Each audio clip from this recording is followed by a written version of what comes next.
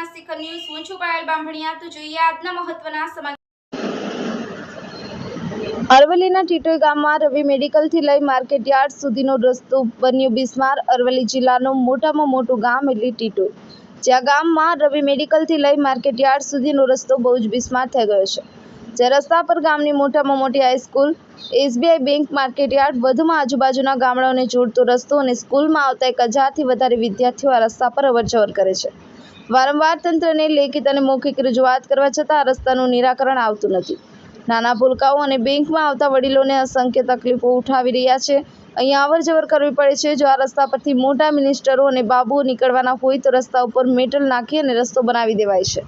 જિલ્લા પંચાયત આરએનબી હસ્તકના રોડની કામગીરી માટે અનેકવાર રજૂઆતો કરવા છતાં કામ થતું નથી, તેમજ માત્ર કાચું મેટલ નાખી તંત્ર સંતોષ માની લે છે, જેનું રોડ કામ થાય તો જ નિરાકરણ આવે તેમ છે, જેને લાગતા વળગતા ડિપાર્ટમેન્ટ ઝડપથી ઘટતી કાર્યવાહી કરી નિરાકરણ આવે તેવી લોક માંગણી ઉઠી છે।